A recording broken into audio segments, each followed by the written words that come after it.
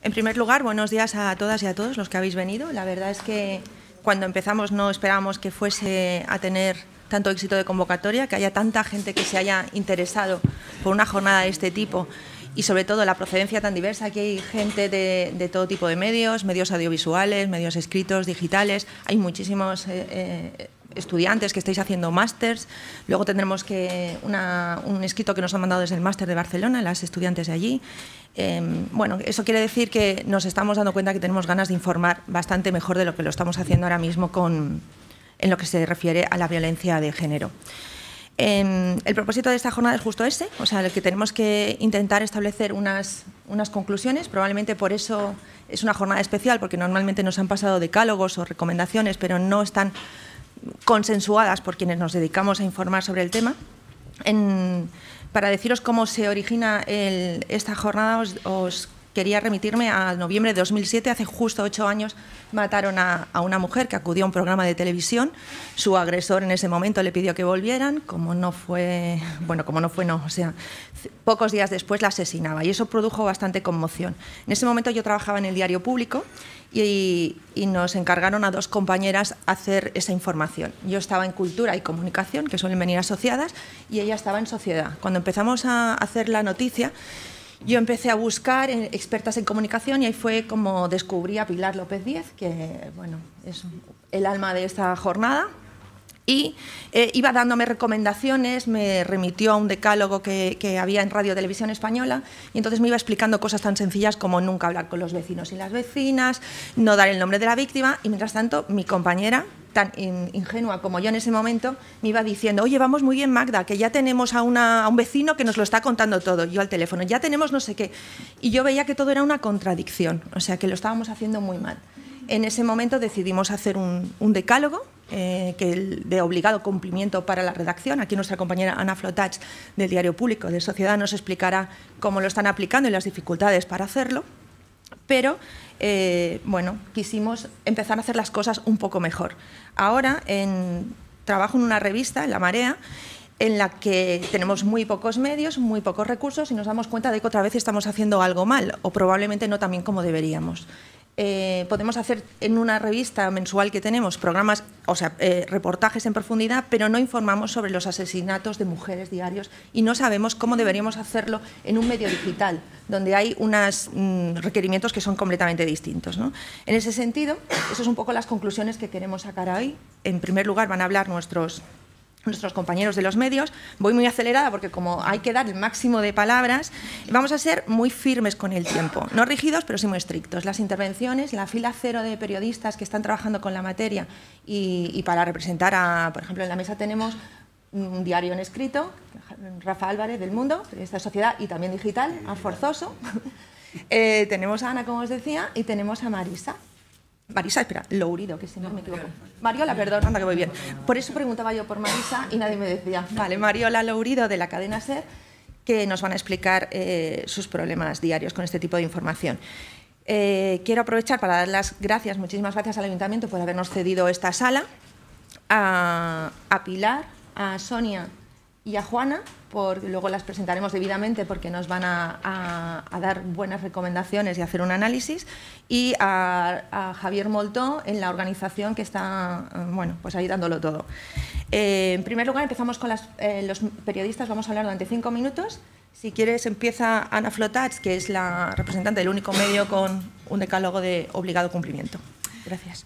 A ti, pues buenos días a todos y a todas. Gracias por invitarnos a este encuentro. Como ya ha contado Magda, en 2008 Público se autoimpuso un decálogo para informar sobre violencia de género y gracias a su iniciativa, porque como ha contado fue ella quien lo propuso, pues ese joven periódico que por aquel entonces dirigía Nacho Escolar se convirtió en el primer medio de comunicación con un reglamento de este tipo de obligado cumplimiento. Ahora, 7 años después, en Público.es mantenemos vigente ese compromiso, aunque, como comentaba Magda, el cambio de formato y de estructura en la redacción nos plantea a veces algunas dificultades, bastantes dificultades para cumplirlo. Y para eso estamos aquí, para ponerlas en común entre todos y buscar soluciones. Yo os voy a intentar explicar qué problemas, con qué obstáculos nos encontramos a la hora de informar sobre violencia de género, utilizando como guía los puntos del decálogo. El primero aborda lo principal, que es cómo calificar la violencia. Y cito textualmente, usaremos términos como violencia de género, machista, sexista, masculina contra las mujeres por este orden. Rechazamos, por lo tanto, expresiones como violencia doméstica, de pareja y familiar. Creo que este punto está bastante interiorizado, aunque teniendo en cuenta que en España pues, más de 800 mujeres han muerto a manos de sus parejas y exparejas en algo más de 10 años y que la OMS ya ha calificado la violencia sexista y machista como una epidemia, a menudo nos planteamos la posibilidad de incluir en este listado de violencias la expresión terrorismo machista. Lo dejo encima de la mesa. El punto 2, la violencia de género no es un suceso, sino un problema social. Por ello, no le daremos este tratamiento, no publicaremos fotos ni detalles morbosos. En este punto expongo el primer problema que tenemos. En público, informamos de las muertes por violencia de género basándonos en el teletipo de una agencia, aunque aplicando el decálogo y haciendo los cambios que consideramos necesarios. Aún así, la inmediatez a la que obliga Internet y el hecho de trabajar en una redacción, con una información que ya viene con un titular elaborado, hace que muchas personas olviden las normas que hemos pactado. Y sin querer excusarme ni echar balones fuera, todos sabemos que en las redacciones digitales se generan muchísimas noticias a lo largo del día y como hay pocas manos, no se dedica el tiempo suficiente, en mi opinión, a la edición. Pero no a la edición de temas de violencia de género, sino de cualquier otro tema, y ya sean escritos por un periodista senior y experimentado, igual que si es escrito por un becario. Aún así, quiero dejar claro que aunque a primera vista pueda parecer que titulamos con detalles morbosos para llamar la atención del lector y así conseguir más visitas, os puedo asegurar que con este tema la batalla por el clic no existe. O sea, esta no es la causa de que en nuestra web a veces se hayan podido colar titulares señalando el número de puñaladas o el modo de la muerte en la que una mujer ha muerto a manos de su pareja o expareja. Se debe, como os digo, a la nueva realidad de las redacciones digitales que dificulta el control y el seguimiento de la información y, como es lógico, también el del decálogo. El punto 3, nunca identificaremos a las víctimas, ni incluiremos información que pueda perjudicarlas a ellas o a su entorno.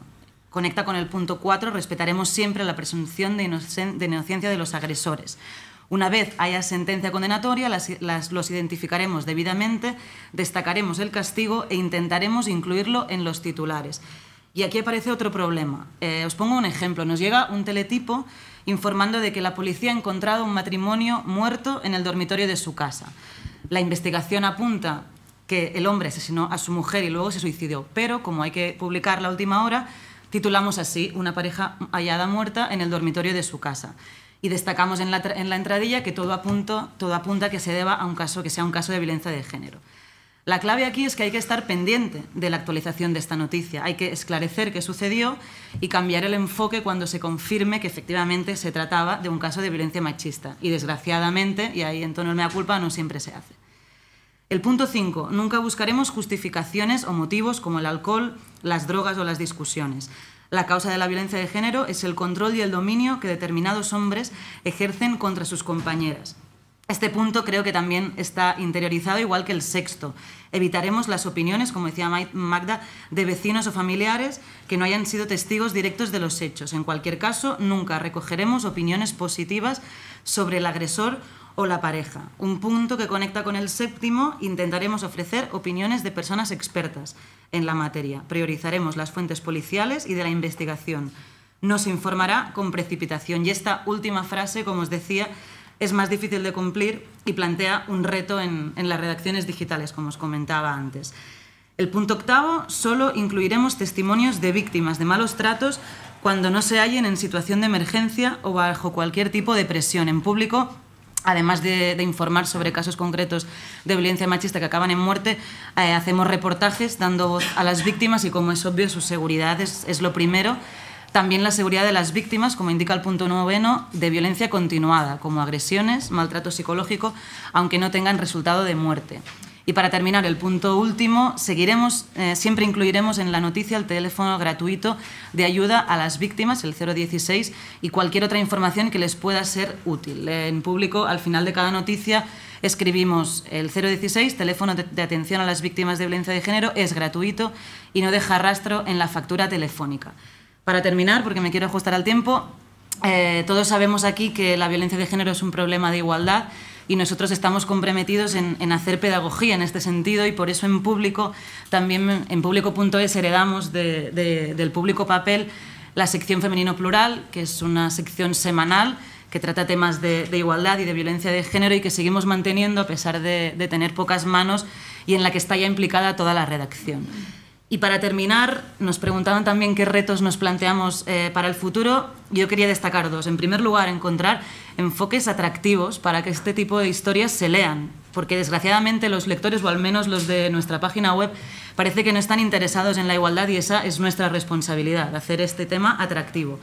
Y en segundo lugar, un reto que es social, pero que también se traslada a las redacciones, y es que los hombres sientan como propia la lucha por la igualdad, que los periodistas hombres vean que es prioritario informar sobre igualdad y violencia, y no solo que lo crean, sino que lo hagan. Y bueno, en Público pensamos que tanto hombres y mujeres periodistas tenemos el deber de informar con rigor sobre esta lucha, implantar de manera rigurosa, como digo, el decálogo, pero también despertar a una sociedad que parece que no está concienciada, o si lo está, parece que no va con ella, sobre lo que significa la violencia de género y vivir en una sociedad que no es igualitaria. Muchas gracias, Ana. Pues ahora va a intervenir Rafa Álvarez, él es periodista de sociedad del diario El Mundo.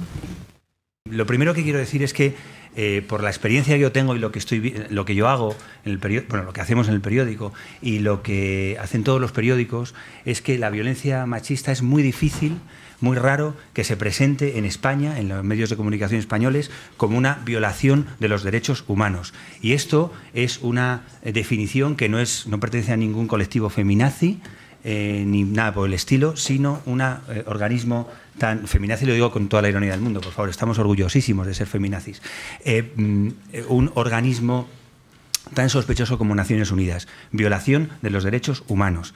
Y tampoco se presenta como terrorismo. Solo en los últimos 10 años, creo que lo decía mi compañera de Público, el terrorismo machista ha asesinado a más mujeres que ETA en 50 años. Y en cambio no hay una estructuración de la información sobre violencia machista como terrorismo ni como violación de los derechos humanos. Y es muy importante porque diversos estudios, hay expertas aquí que seguramente después lo sabrán mejor que yo. Lo que los medios de comunicación transmiten como violencia contra las mujeres es lo que se concibe en el imaginario colectivo como tal. Es decir, la gente sabe de la violencia machista por lo que nosotros les contamos y nosotras les contamos. Por eso es tan importante, ¿no?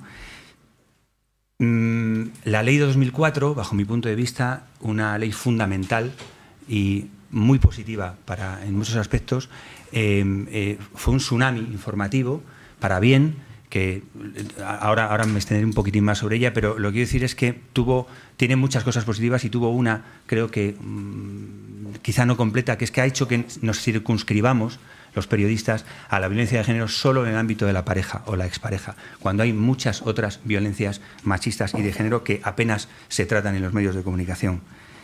Hay un riesgo, yo empiezo a ver un riesgo, y es que la información sobre violencia terrorista de género, sobre violencia de género, empieza a no interesar masivamente en los medios, al menos en los medios digitales, que es los que nos dan la oportunidad de obtener una respuesta de qué es lo que está interesando.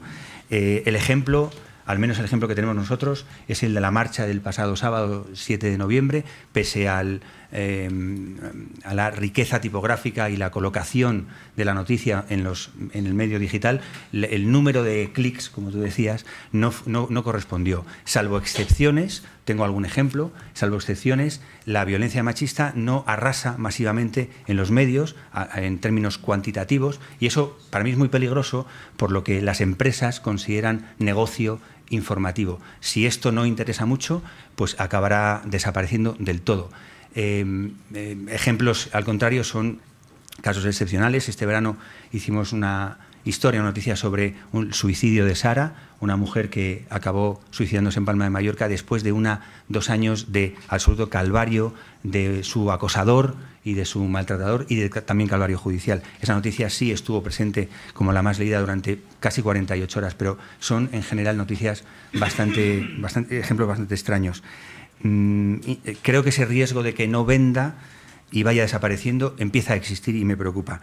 Breve análisis de que creo que es lo que ha pasado últimamente. Yo creo que hay dos caminos que están perjudicando últimamente a la presencia de la violencia machista en los medios del tratamiento óptimo de la violencia machista en los medios de comunicación. Uno es frente a lo que supuso la ley de 2004 de violencia de género, aquel, como decía antes, tsunami informativo, aquella presencia en la agenda política de la violencia de género que provocó, que fue filtrando un conocimiento para los que no sabíamos y que además colocó en el terreno político un terrorismo como este, pues hizo, yo creo que hubiera unos años de esplendor periodístico, permitidme la expresión, que están empezando a bajar, ¿no? Hoy creo que la violencia de género, mediáticamente hablando, está desapareciendo, está perdiendo mucho protagonismo y tiene mucho que ver en la desaparición también de la agenda política del gobierno y de algunos gobiernos que están empezando a ocultar una violencia que tiene que estar mucho más arriba, ¿no? Ya no hay campañas de sensibilización como las había, la presencia de los líderes políticos y de los líderes del gobierno, la delegación del gobierno por la violencia de género, el ministro de Sanidad, Servicios Sociales e Igualdad, la desaparición del Ministerio de Igualdad como tal en la segunda etapa de la legislatura de Zapatero. Es decir, hay una serie de cosas que han empezado, yo creo, a bajar la importancia política. Yo me preguntaría, ¿dónde están las tarjetas rojas? ¿Las habéis vuelto a ver? ¿Os acordáis? Aquella campaña que implicó a muchísima gente de la sociedad y ha desaparecido. Fue una campaña que partió del Estado. Eso ha desaparecido. Y el otro gran camino que creo que está perjudicando es la precarización laboral de los medios. Se han ido muchos periodistas veteranos de los medios de comunicación por culpa de la crisis y han sido sustituidos por gente nueva en el periodismo y en el sueldo. Es decir, hay una becarización del periodismo y que se ha juntado a la explosión de los medios digitales.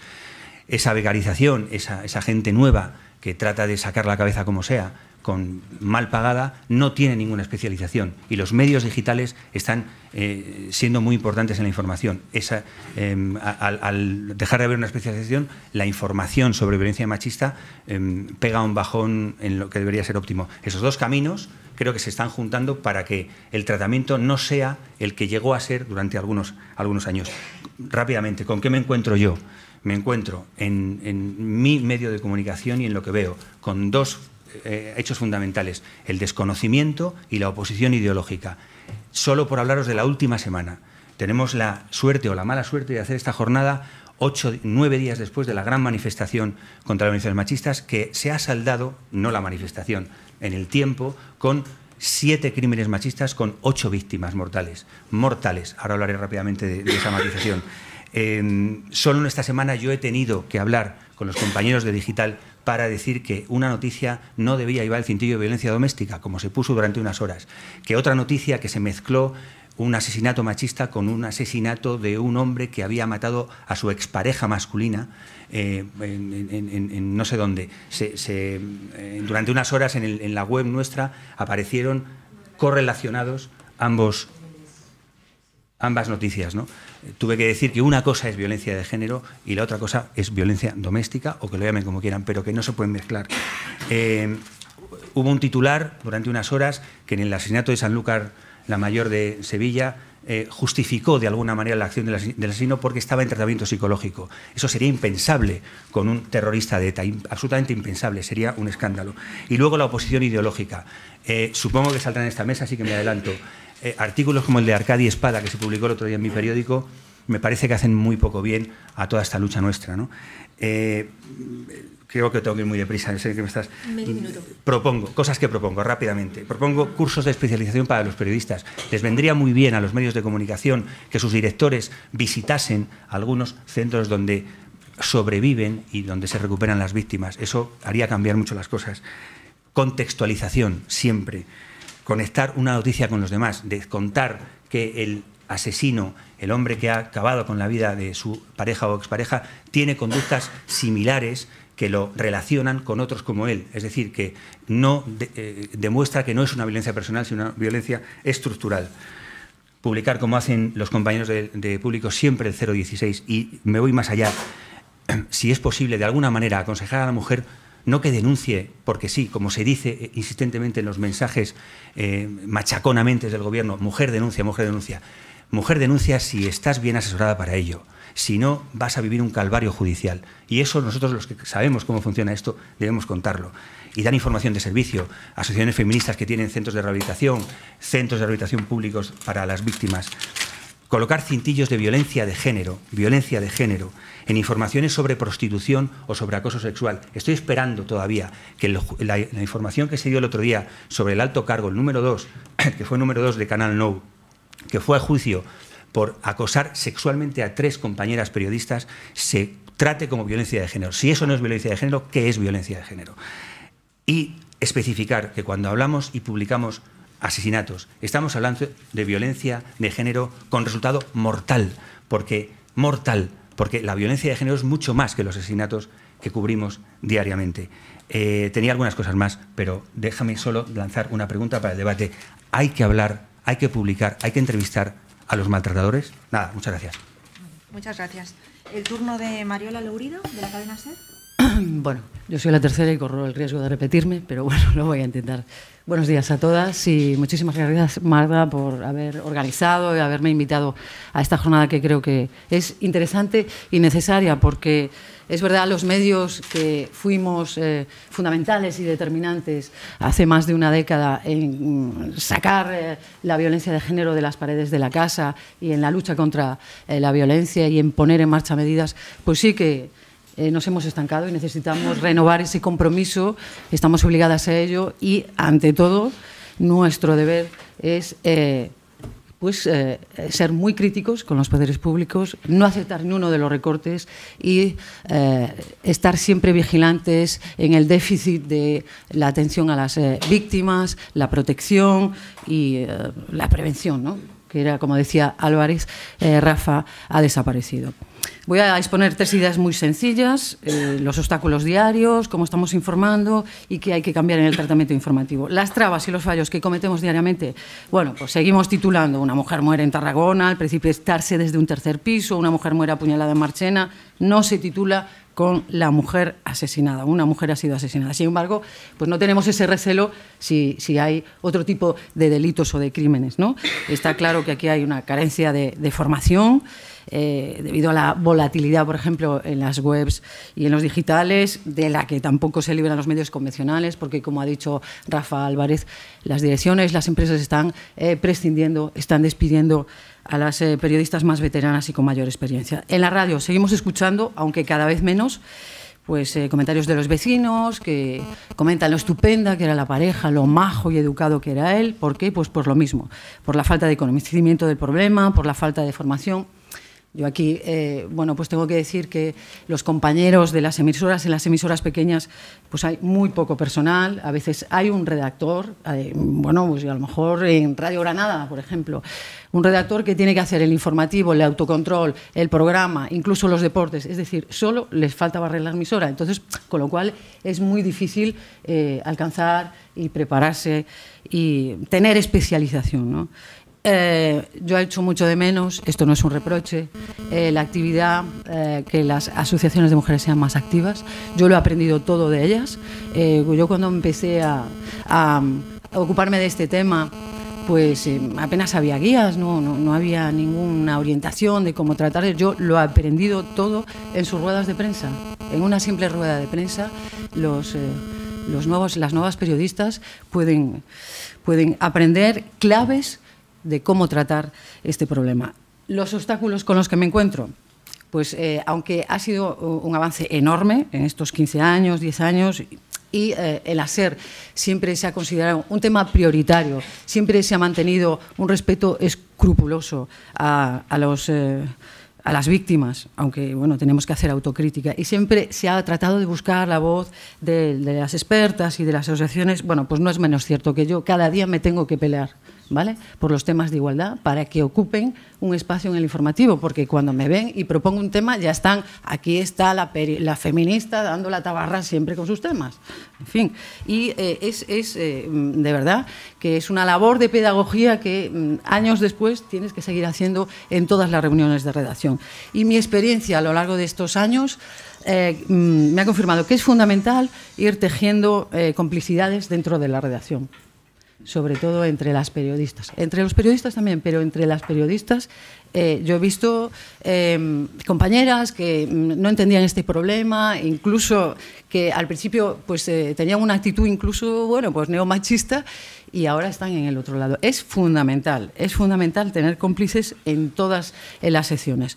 ¿Cómo informamos ahora mismo de la violencia? Pues lo decía Álvarez, se ha convertido en números, las víctimas se han convertido en números, en una estadística, un goteo de crímenes que corre el riesgo de convertirse en una rutina, y lo decía Rafa también, el problema es que al Gobierno no le interesa, a Rajoy no le interesa este tema. Ahora el ministro ni siquiera ya saca el comunicado, simplemente pone un tuit y punto, aunque haya 7 muertas, ¿vale? 7 asesinadas. Además han neutralizado órganos importantísimos como el Observatorio contra la Violencia de Género del Poder Judicial o incluso también la Fiscalía Especial. Echamos mucho de menos también a Soledad Cazorla. Hace unos días Carles Francino, después del último asesinato, de uno de los últimos asesinatos, se plantó ante mí y me dijo: Mariola, yo no puedo más, tengo que hacer algo. Ha abierto una sección en La Ventana que se llama Vidas Robadas, que pretende ser un homenaje a las víctimas. Sí, se da nombres y apellidos, pero se trata de visibilizar pues la pérdida de esa mujer, no solo para su familia, sino también para la sociedad. Es decir, a qué se dedicaba, cuántos hijos tenía, cómo era su relación, la importancia de esa mujer, lo que hemos perdido. Y además he comprobado que esa sección está sirviendo, muy importante, para analizar todos los fallos en el sistema, si es que los ha habido. Muy importante, porque claro, las redactoras a veces pues estamos limitadas a los 40 segundos de la noticia, ¿vale? Y simplemente, vamos a ver, ¿hacia dónde debemos ir? Bueno, aquí voy a ser muy polémica. Yo llevo dándole vueltas mucho tiempo. Creo que deberíamos poner el foco en el agresor, ¿vale? Los maltratadores, los asesinos son invisibles. En los últimos, ¿a quién recordamos? Pues a Bretón, al asesino de Pontevedra, que se cargó a sus 2 hijas, y a otro yo porque soy gallega y me interesó, a otro el que mató a su mujer en el hospital. Tenemos que sacar las fotos de ellos, tenemos que dar los nombres y los apellidos. No pueden seguir invisibles para generar un rechazo social. Tenemos que verle la cara. ¿Por qué no? Ya sé que nuestro Estado es muy garantista, ¿vale? Y que mientras uno no se demuestre lo contrario es inocente, pero no, la mayoría son confesos. Después, hay que incidir muchísimo en la educación, repetirlo, que no se está haciendo nada en la raíz, para atajar el problema en la raíz, a través de la raíz, que es la educación. Y luego deberíamos insistir también en lo que decía también Rafa, que la mujer tiene que rearmarse, tiene que recibir acompañamiento y atención psicológica para poder renunciar. Y nada más. Yo no puedo aportar nada más, simplemente que yo creo que tenemos que reivindicar el feminismo como una forma de vida también a la hora de ponernos delante del ordenador, delante del micrófono de una cámara. El otro día comentando con Marisa Soleto, buscando una explicación al repunte de los asesinatos de mujeres después de la multitudinaria manifestación. Marisa lo voy a decir porque creo que fue un acierto lo que me dijo. Decía Marisa que sí, los maltratadores, los asesinos, son una organización criminal, terrorista, que actúan a las órdenes del patriarcado, aunque no se llamen por teléfono, para acordar cómo actúan y cuándo actúan. Nada más. Muchas gracias. Ya en teoría deberíamos empezar con el otro bloque. Entonces vamos a dedicar unas palabras a la fila cero de periodistas. Por favor, 45 segundos y para aportar ideas nuevas, porque después tenemos 2 espacios más para el debate. O sea que no se va a quedar nada en el tintero. Quien quiera hablar, sé que, por ejemplo, Montse Bosch. Vale, pues presentaros y empieza tú misma. Hacemos así la vuelta, ¿vale? Empieza tú, vamos dando la vuelta. Soy Marta Pastor de Radio Nacional, directora del programa Ellas Pueden. para que me ubiquéis. Muy brevemente. Esto es un tema que ahora mismo yo creo que está fuera del alcance, realmente, aunque tengamos voluntad para ello. Aquí estamos un montón de mujeres, hablando de mujeres. Es como si estuviéramos en una habitación donde hay un montón de mujeres que quieren encender la luz, pero el interruptor lo tiene un tío. Y eso es lo que pasa en las redacciones. En los cursos de formación, yo, desde luego, por supuesto los daría a los periodistas jóvenes, pero los que tienen que ser tremendamente formados son los directores de los medios, tremendamente formados los jefes de redacción, son los que nos miran a las mujeres que queremos hablar de igualdad y de violencia de género como si fuéramos frikis. Porque estoy segura que todas, en algún momento, y todos los que hablamos de violencia de género, cuando han querido meter una noticia de maltrato, porque no solo es la violencia de las mujeres que asesinan, es que de maltrato hay de continuo. Te han mirado como si fueras alguien raro, te has sentido rara. Bien, las direcciones de los periódicos están copadas por hombres. Yo trabajo en un medio público, en la radio pública. Deberíamos dedicar también al tratamiento de la información desde los medios públicos de este tema. Trabajo en un medio público donde el comité de dirección está compuesto absolutamente por hombres. Todos los jefes de área son hombres y todos los presentadores y directores de los grandes bloques son hombres. Donde hablar de violencia de género está muy bien, pero solamente para un sueldo de 3 minutos, porque, como te dicen, no da para más, no abundemos porque no da para más. ¿Qué más recorrido tiene? Donde hay un programa a la semana con medios públicos, uno en radio, 2 programas, perdón, a la semana, de 1 hora a la semana, para hablar de igualdad y de violencia de género. Si esto pasa en medios públicos, con fondos públicos, ¿qué no pasará en medios privados, donde hay intereses comerciales potentísimos, como decía el compañero del Mundo, hasta el punto de sacar un artículo como el de Arcadi Espada el otro día? Nada más. Gracias. Por favor, brevedad. Hola, soy Pilar González de EFE. Estoy encantada de haberme encontrado con muchos compañeros. Solo apuntar 2 cosas al hilo de todo lo que se ha dicho aquí. Una, creo que la violencia de género, violencia machista, debería tener un tratamiento transversal en las redacciones. Y otra, un poquito también apuntalando lo que ha dicho Rafa Álvarez, de ponerle la etiqueta de violencia de género a muchas noticias que no se les está poniendo. No perdamos de vista los 19 millones de mujeres de 15 años para arriba que han sufrido acoso por las redes, lo que se llama acoso de red. Y nada más. Muchas gracias. Bueno, plantear primero, por aquello de recordar la historia, está muy bien lo del decálogo de público, pero, es decir, recordar que el primer manual sobre el tratamiento de cómo tratar bien los malos tratos es de la televisión andaluza, y que es de 1998, 99, etcétera, etcétera. Después hubo un estupendo trabajo que dirigió, que lideró Pilar, por el que apostaron las televisiones privadas y públicas. Ahí Televisión Española se comprometió, y quizás uno de los problemas que tengamos en estos momentos es que desde las relaciones, desde la sociedad civil, no ha habido suficiente presión como para el cumplimiento de estas cuestiones que no deberían ser solo voluntad animosa de la redacción. En estos momentos, es decir, yo siempre he defendido desde hace mucho tiempo, desde el 2004, la frase que se cumpla la ley. Y entonces ya no necesito que haya buen rollo y que la gente pueda compartir, que mis jefes o mis jefas entiendan las cosas, sino simplemente lo que pido es que, sobre todo especialmente los medios públicos, que se cumpla la ley, y no se está cumpliendo.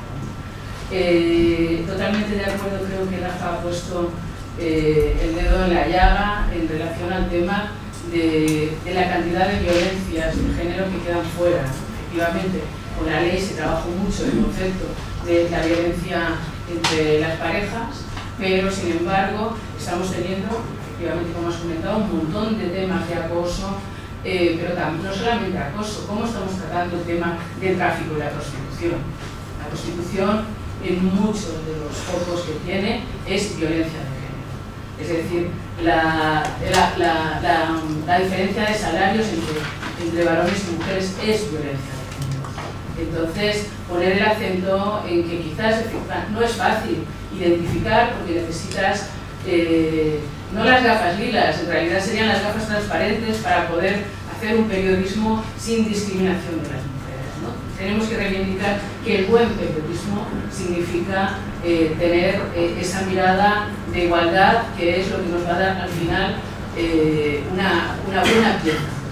¿No? Ya no se trata, por un lado efectivamente ponemos el acento de qué es lo que ha ocurrido en negativo, totalmente de acuerdo con Mariola en el tema de poner el acento en relación a los maltratadores y a los agresores.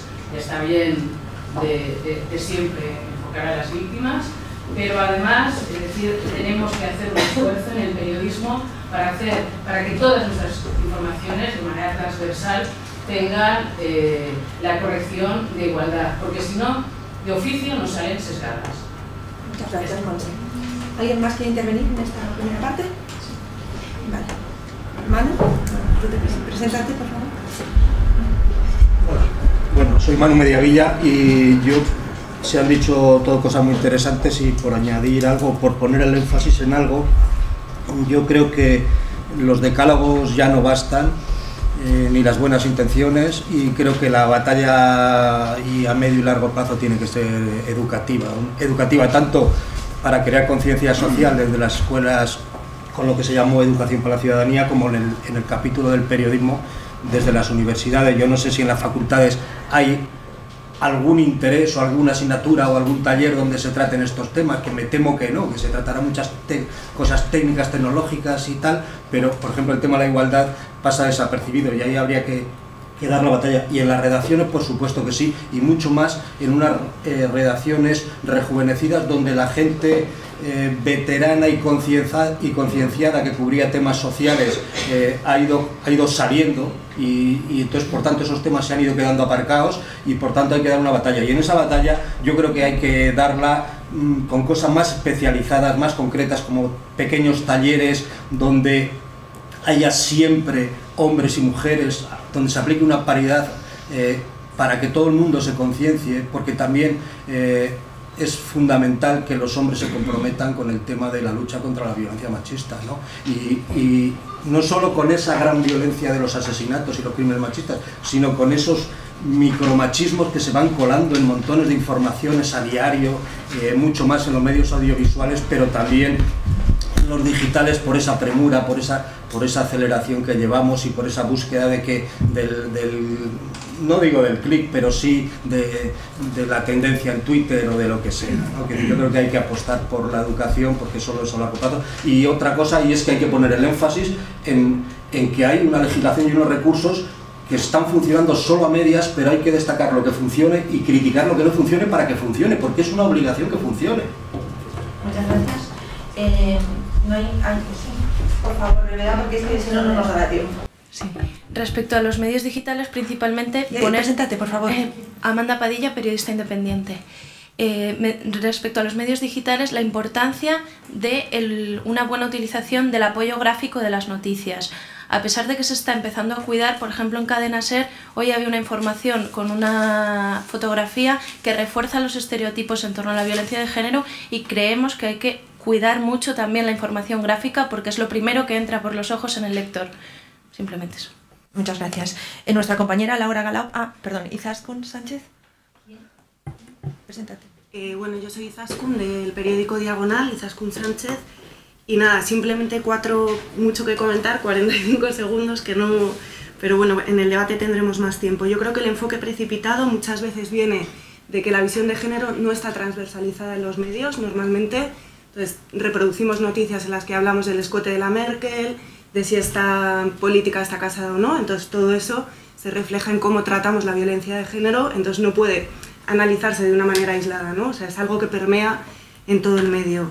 Otro punto que me parece importante es dar una visión que empodere a las mujeres, que no las victimice y revictimice continuamente, que es una tendencia bastante habitual. Otro punto interesante es usar fuentes feministas más allá de las fuentes gubernamentales. Las feministas tienen muy trabajado este tema y saben qué terminologías utilizar. Y otro punto que lanzo a lo mejor para el debate es la idoneidad del uso de terrorismo machista, cuando un término como violencia de género ni siquiera interpela a los adolescentes, por ejemplo. Entonces, si realmente el uso de un término así no desempodera y desmoviliza más que el usar un término como violencia de género, que ahora está empezando a tener calado en la sociedad. Muchas gracias, Izaskun. La compañera Laura Galao está tomando nota, después haremos un resumen de todas las ideas para tenerlas. Marisa, pero lo digo porque después... Pues una en relación de lo... Preséntate. Soy Marisa Soleto, soy directora de Fundación Mujeres, bueno, y escribo en algún sitio y colaboro con algún medio de comunicación. Dos cosas. Una, la actividad informativa de las organizaciones y las referencias de feministas, ¿no? Estoy completamente de acuerdo y os puedo asegurar que las organizaciones hacen grandes esfuerzos. Ahora, os digo también, de cada 10 llamadas que recibimos en Fundación Mujeres de apoyo a medios de comunicación, 8 son para que busquemos a una señora haciendo el pino que además cobre menos que su compañero y si la han pegado mejor. Esa es, digamos, la demanda que en muchas ocasiones tenemos mayoritaria por parte de los medios de comunicación. Y en segundo lugar, aunque es verdad que lo de ser feminista es ser friki, por definición, y yo lo sé porque llevo muchos años siendo friki, básicamente hay una cosa que pasa también con la información en materia de violencia de género, que no es solamente que contravenga las recomendaciones en materia de violencia de género, que es que lo que contraviene son los códigos deontológicos básicos del periodismo en materia de dignidad de las víctimas y en materia de justificación del delito. Y os lo digo porque cuando desde Fundación Mujeres hemos tenido que poner algún tipo de denuncia ante organismos reguladores, etcétera, etcétera, de lo que tiramos son de los códigos deontológicos. Y yo recuerdo ahora mismo noticias en la televisión pública de Castilla-La Mancha, recordaremos alguna, y algunas de las que se han mencionado aquí, que básicamente es que no pasarían el mínimo de calidad de lo que tiene que ver con el respeto a los derechos de las personas. Por lo tanto, le tenéis mucha fe a la formación, estoy escuchando, pero hay algo más, es decir, cuando efectivamente en este caso concreto lo que no se respeta es la profesionalidad básica, no solamente la falta de recomendación en materia feminista o en materia de transversalidad, hay algo más, ¿no? Y también lo dejo ahí para el debate. Muchas gracias. Pues damos paso a la intervención de...